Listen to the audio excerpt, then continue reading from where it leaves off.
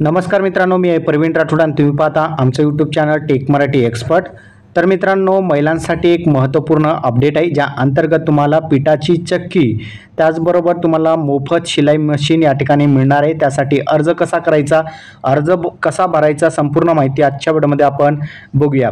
तर मित्रांनो, तुम्हाला सर्वात अगोदर महिला व बालविकास बालकल्याण विभाग तुमच्या जिल्ह्याच्या जिल्हा परिषदच्या ठिकाणचा त्या ठिकाणी तुम्हाला जायचं आहे आणि तुम्हाला त्या ठिकाणी एक फॉर्म दिला जाईल। अशा प्रकारचा फॉर्म असेल, फक्त तुमच्या जिल्ह्याचं या ठिकाणी नाव असणार आहे। आता हा अर्ज असेल ज्या अंतर्गत जिल्हा परिषद शेस 2023-24 अंतर्गत ग्रामीण भागातील महिला व मुली यांचे कडून विहित नमुन्यात या ठिकाणी पात्र अर्ज घेऊन पडताळणी करून या कार्यालयास या ठिकाणी सादर करण्याबाबतचा हा अर्ज असणार आहे। या अंतर्गत बघितलं तर उपरोक्त संदर्भाने विशेषणीय महिला बालकल्याण विभाग जिल्हा परिषद बुलढाणा अंतर्गतचा या ठिकाणी हा अर्ज आहे आणि त्या अंतर्गत ग्रामीण भागातील अपंग महिला असतील मुलींना या ठिकाणी पिठाची चक्की उपलब्ध करून देण्यासाठी या ठिकाणी अर्ज मागवण्यात येत आहे।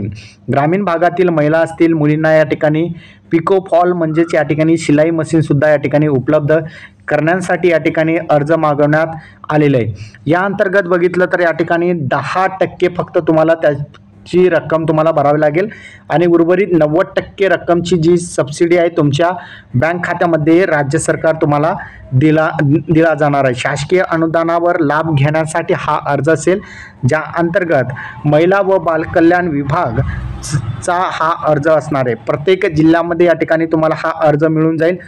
त्या ठिकाणी फक्त तुम्हाला जिल्हा परिषदमध्ये जायचं आहे, त्या ठिकाणी महिला व बालकल्याण विभाग म्हणजे पंचायत समितीमध्ये जरी गेले तरी त्या ठिकाणी तुमच्या तालुक्याच्या ठिकाणी महिला आणि बालकल्याण विभाग असा एक या ठिकाणी विभाग असतो, त्या ठिकाणी तुम्हाला अर्ज मिळून जाईल। त्या ठिकाणीच हा अर्ज भरून द्यायचा आहे। ग्रामीण भागातील अपंग महिलांना व मुलींना या ठिकाणी पिठाची गिरणी पुरवणे, ग्रामीण भागातील महिलांना आणि मुलींना या ठिकाणी पिको फॉल मशीन पुरवणे अशा 2 योजनांसाठी अर्ज करता येणार आहे। या ठिकाणी बघितलं तर अर्जदारांचं नाव टाकायचं आहे। या ठिकाणी अर्जदार विवाहित असल्यास या ठिकाणी त्यांचं लग्नापूर्वींचं नाव टाकायचं आहे। वडिलांचं नाव असेल, पतींचं नाव असेल, मोबाईल नंबर असेल, राहणार, मुक्काम, पोस्ट या ठिकाणी ग्रामपंचायत असेल, पंचायत समिती असेल आणि जिल्हा असेल, या बाबी तुम्हाला या ठिकाणी भरावी लागतील।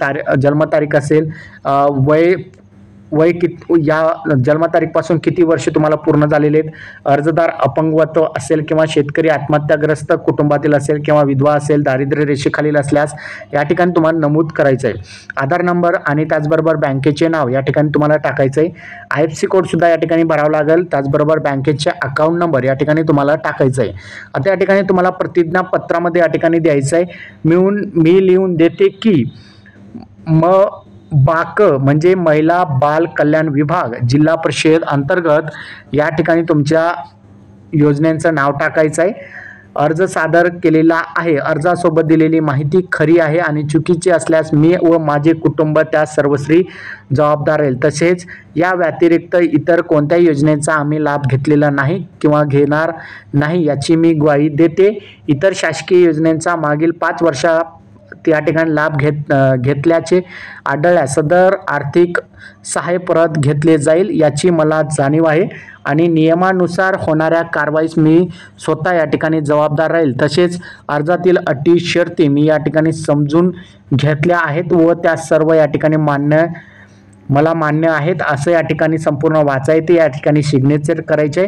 ग्रामसेवक दाखला या ठिकाणी शौचालय असल्याबाबतचा दाखला असेल ते तुम्हाला ग्रामसेवक देतील आणि शासकीय सेवा सदस्य नसल्यास बाबतचा या ठिकाणी हा तुम्हाला एक फॉर्म भरून द्यायचा आहे। यामध्ये तुमचं नाव असेल, या ठिकाणी राहणार असेल, या ठिकाणी तुमच्याकडे जे आहे तसे लाभार्थी यांचे कुटुंबातील कोणतेही व्यक्ती शासकीय सेवेत किंवा निमशासकीय सेवेमध्ये नाही या ठिकाणी हे ग्रामपंचायत पडताळणी करतील आणि ग्रामसेवक या ठिकाणी सिग्नेचर करतील। त्यानंतर विस्तार अधिकारी पंचायत समिती यांचं सुद्धा प्रमाणपत्रासाठी तुम्हाला सिग्नेचर घ्यावं लागेल। या ठिकाणी तुम्ही पंचायत समिती अंतर्गत या ठिकाणी सिग्नेचर घेऊ शकता। आता या ठिकाणी तुम्हाला गट विकास अधिकारी यांचे सुद्धा तुम्हाला स्वाक्षरी लागेल पंचायत समितीमधील, ती सुद्धा या ठिकाणी भरायची आहे। आता या ठिकाणी तुम्हाला कोणकोणते कागदपत्रे लागणार हे लक्षात ठेवा। अर्जदार यांच्या कुटुंब उत्पन्न 1,20,000 रुपयांच्या आत असणे आवश्यक आहे आणि त्यासाठी तुम्हाला तहसील कार्यालय यांच्याकडून तुम्हाला उत्पन्नाचा प्रमाणपत्र या ठिकाणी तुम्हाला घ्यावं लागणार आहे। त्यानंतर अर्जदार हे ग्रामीण भागातील रहिवासी असावा, त्यासाठी तुम्हाला ग्रामीण भागातील ग्रामसेवकाकडून तुम्हाला रहिवासी प्रमाणपत्र घेणे आवश्यक असेल. अर्जदार हे शेतकरी आत्महत्याग्रस्त कुटुंबातील असल्यास प्राधान्य त्यासाठी अर्जदार यांची सक्षम अधिकारी यांचे प्रमाणपत्र अर्जासोबत जोडावे. जिल्हा परिषद शेस अंतर्गत पिठाची चक्की असेल. या योजनेसाठी फक्त अपंग महिला यांनीच अर्ज करावा. अर्जदाराने यापूर्वी सदर योजनेचा लाभ जिल्हा परिषदच्या इतर विभाग अगर या विभागाकडून मागील 5 वर्षात लाभ घेतलेला नसावा. योजनेचा लाभ घेतल्याचे दिसून आल्यास त्याबाबतची या ठिकाणी वसुली संबंधित लाभार्थी यांच्याकडून केली जाईल. अर्ज परिपूर्ण असावा. अपूर्ण अर्ज, विना स्वाक्षरी सादर केलेले अर्ज यांचा विचार केला जाणार नाही किंवा त्याबाबत कोणताही पात्र व्यवहार केला जाणार नाही. या सुद्धा बाबी तुम्हाला लक्षात ठेवायचं आहे. लाभार्थी ग्रामीण भागातील रहिवासी असावे आणि त्याचं वय जे आहे 17 ते 45 वयादरम्यान त्याचं वय असणे गरजेचे आहे, तर त्यांना या योजनेअंतर्गत लाभ मिळेल. 17 वर्षापेक्षा कमी असेल किंवा 45 वर्षापेक्षा जास्त असेल तर त्यांना या ठिकाणी लाभ मिळणार नाही. एक लक्षात ठेवायचं आहे, 17 वर्षापेक्षा तुमचं वय कमी नसावे आणि 45 वयापेक्षा जास्त नसावे तरच तुम्हाला लाभ दिला जाणार आहे. मुदतीच्या आत प्राप्त होणाऱ्या अर्जात लाभार्थी निवडी करिता विचार केला जाईल. उशिरा प्राप्त होणाऱ्या अर्जाचा कोणताही परिस्थितीत त्या ठिकाणी विचार केला जाणार नाही. याही बाबी तुम्हाला लक्षात ठेवायचं आहे. निधीच्या उपलब्धतेनुसार योजनेचा लाभ दिला जाईल. म्हणजे तुम्ही आज अर्ज केला म्हणजे तुम्हाला आजच या ठिकाणी तुम्हाला पैसे मिळणार नाही, हे बाबी लक्षात ठेवायचे. जसजशी जिल्हा परिषदला या ठिकाणी निधी उपलब्ध असेल त्याप्रमाणे तुम्हाला लाभ दिला जाणार आहे. या ठिकाणी सर्वांना लाभ दिला जाईल हे लक्षात ठेवायचे. फक्त तुम्हाला टप्प्यानुसार हा लाभ मिळणार आहे. लाभार्थी हा या ठिकाणी अपंगत्व असल्या त्याबाबतचा प्रमाणपत्र या ठिकाणी जोडायचे. लाभार्थी लाभ घेत आहे त्याच्या नावाच्या वैयक्तिक बँकेमध्ये तुम्हाला खाते असणे आवश्यक आहे. राष्ट्रीयकृत बँकेमध्ये खाते असावे आणि तो बचत खाते असावे आणि त्या खात्याला आधार नंबर लिंक असणे गरजेचे असेल आणि त्याचा पासबुकचा झेरॉक्स तुम्हाला द्यायचा आहे. त्यामध्ये IFSC कोड हे नमूद असणे गरजेचे असेल. अर्जदारांचे कुटुंबातील कोणतीही व्यक्ती शासकीय सेवेत अथवा निमशासकीय सेवेत किंवा जिल्हा परिषद, पंचायत समिती, ग्रामपंचायत सदस्य नसावी. याबाबतचा ग्रामसेवकांचा तुम्हाला दाखला घ्यायचा आहे.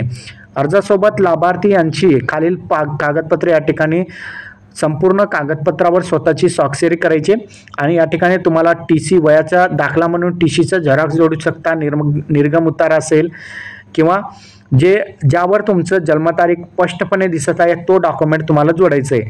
अर्जदाराचा उत्पन्न दाखला असेल, कुटुंबातील व्यक्तींचा उत्पन्न दाखला आणि राशन कार्ड याचा सुद्धा झेरॉक्स जोडायचा आहे. अर्जदार शेतकरी आत्महत्याग्रस्त, अपंग, विधवा, दारिद्र्य रेषेखालील असल्यास त्याबाबतचे प्रमाणपत्र सुद्धा तुम्हाला या ठिकाणी जोडावायचं आहे. आधार कार्डचं झेरॉक्स तुम्हाला या ठिकाणी द्यायचं आहे. बचत खात्याचं जे पहिला पेज आहे त्याचं तुम्हाला झेरॉक्स द्यायचे आहे. त्यामध्ये IFSC कोड आहे की नाही तो चेक करून तो या ठिकाणी द्यायचं आहे. जर इलेक्ट्रिकल बिल म्हणजे लाईट बिल असेल तुमच्याजवळ तर त्याची तुम्हाला प्रत द्यायची आहे.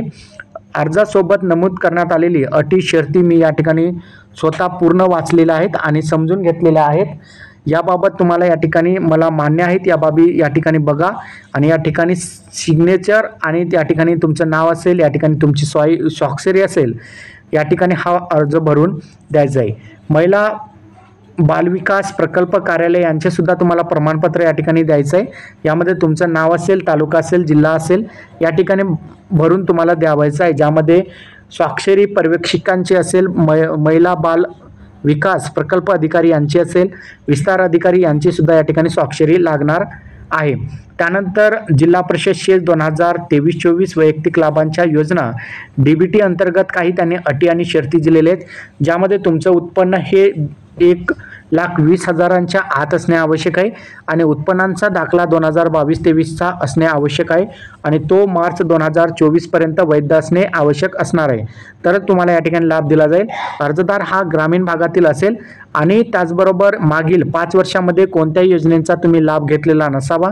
त्याचबरोबर या ठिकाणी बघितलं तर संपूर्ण जे अर्ज असेल त्यावर तुम्हाला स्वाक्षरी करायची आहे.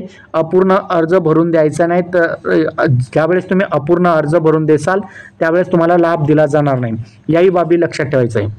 अर्जदारांचं वय हे 17 ते 45 वयादरम्यान असणे आवश्यक आहे. याही बाबी या ठिकाणी नमूद करण्यात आलेल्या आहेत. हा व्हिडिओ तुम्हाला कसा वाटला कमेंटमध्ये सांगायचं विसरू नका. चॅनलवर नवीन असाल चॅनलला सबस्क्राईब करा. इथेच थांबूया. जय हिंद, जय महाराष्ट्र.